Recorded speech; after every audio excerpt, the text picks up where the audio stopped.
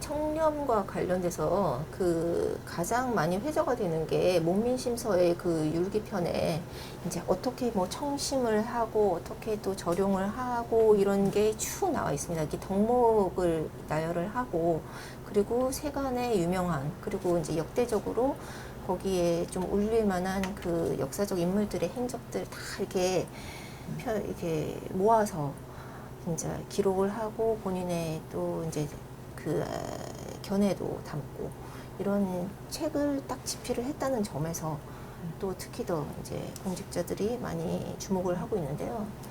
목민심서에 그 율기편에 이제 하나가 이렇게 나와요. 이게 그 정약용이 500권에서 그 뇌물 받는 거랑 약간 음란한 거를 굉장히 자주자주 예를 들면서 그 경계를 삼는 게 얘가 정말 몇십까지는 아니어도 10대 편 정도 이렇게 예를 드는 것 같아요.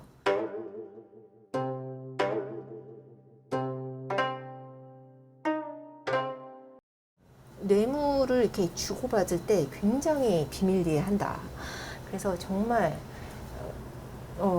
내가 주게 되면 나도 처벌받고 너도 처벌받으니까 못하러 내가 그 나한테 불리한 짓을 하겠냐. 제발 좀 받아달라. 이건 정말 비밀이다. 이렇게 하고 뇌물을 주고 받아도 결국에는 뭐 하늘이 알고 또 뭐 이제 귀신이 알고 너도 알고 나도 알고 이래서 밤중에 받은 것이 해가 뜨면 세상이 전부 다 알게 된다.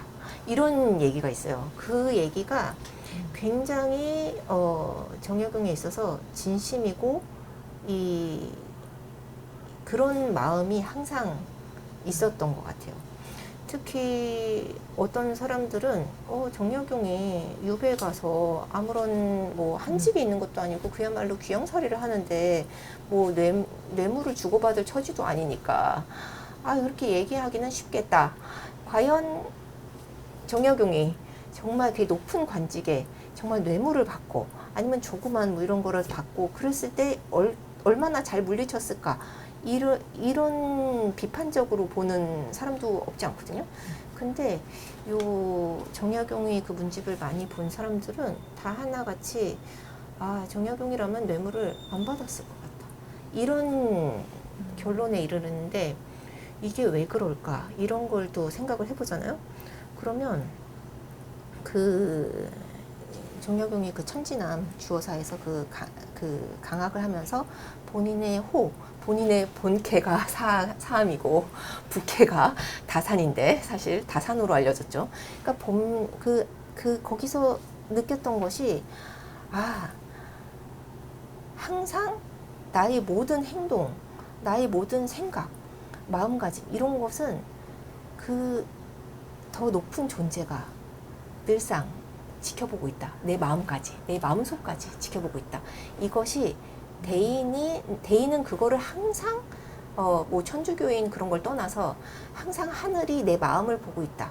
그래서 항상 홀로 있을 때 신독 같은 게 중용의 신독이 나오잖아요. 혼자 있을 때 굉장히 경건하고 조심해야 되는 것이 대인의 그리고 공직자의 마음가짐이다. 이것이 정말 뭐 사서 뭐 삼경 거기에 주해에 계속 나옵니다. 계속 리핏이 되는 그런 테마인데요.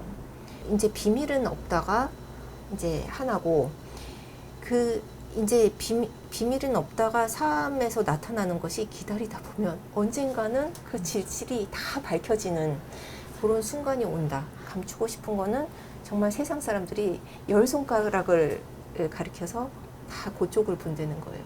그러니까 가난을 감추고 싶어서 굉장히 명품백을 들었는데 이게 어울리지가 않으니까 그 가난이 점점 더 드러나고 이제 결국에는 굉장히 뭐 사치스러워지고 싶은 사람, 가난하지만 이렇게 브랜딩처럼 되는 것처럼 결국에 그 정약용은 감추려고 하면 더 드러나는 수밖에 없는 그 아이러니를 너무 잘 알고 있었기 때문에 뇌물을 받게 되면 어떻게 되는가 그거에 대해서 그 메커니즘에 대해서 좀 본인이 좀 철저하게 느낀다고 생각을 합니다. 특히 이제 노노 고금주에 보면 군자는 이렇게 의리에 밝고 이제 소위는 이익에 받다. 뭐 이런 게 있어요. 이제 학생이 와서 뭐 조그만 뭐 밥 한 그릇 이런 아주 그 사소한 거를 준단 말이에요. 근데 아 이거는 괜찮다 해서 조그만 것을 이제 거절하기 시작하면 청렴함이 이 몸에서 이렇게 드러난다는 거예요. 자꾸 거절하는 게 습관이 되고 자기 몸을 깨끗하게 하는 게 점점 쌓이고 그 선택이 강화되고 결정이 그쪽 방면으로 점점 더 이제 계속 그 강화가 되니까 그 결단력도 결국에는 나중에는 나라를 주겠다. 그래도 거절을 할 수가 있고 너는 이제 이거 안 받으면 죽이겠다. 그래도 살신성인을 할 수 있는 그런 성인의 경지까지 이르게 된다.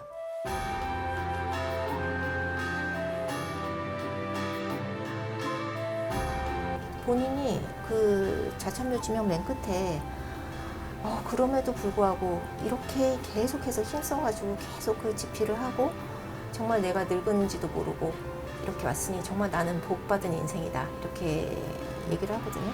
아무도 알아주지 않아도 나는 나의 양심을 저버리지 않고 이제 간다. 그럼에도 불구하고 그러니까 남이 알아주지 않고 내가 뭐 잘하려고 그러면 이제 계속 방해물이 생기고 억울함이 생기고 이런 것이 정말 사사가 다 그렇다. 만물이 다 그렇다. 이 세상에 이게 이치다. 이게 굉장히 체념적인 것 같은데 그렇지가 않고 그럼에도 불구하고 자기의 주어진 삶 이거밖에 없거든요. 진짜 그럼에도 불구하고 내가 할 수 있는 일을 해나가는 그런 걸 보면서 굉장히 좀 훨씬 더 좀 평화로워졌다 그럴까? 억울함이 좀 덜해졌다 그럴까? 그렇습니다. 그래서 모든 것은 진실은 밝혀지게 돼 있다. 뭐 이런 좋은 뭐 얘기도 있지만 뭔가 좀 고난이 닥쳤을 때 이런 삶의 모순이라든지 그런 것 역시 삶의 한 부분이고 그거를 그럼에도 불구하고 하는 것이 성인이지 다 이제 세팅업이 잘 되고 내 마음이 편안한 상태에서 아주 이미 도심이 다 저절로 우러나고 이런 것은 성인이라고 할 수 없다. 이런 점이 제가 정약용을 공부하면서 가장 크게 얻었던 제 개인적인 그리고 또 이제 동료들과 함께하는 그런 깨달음 내지 소득이 아닐까 그렇게 생각을 합니다.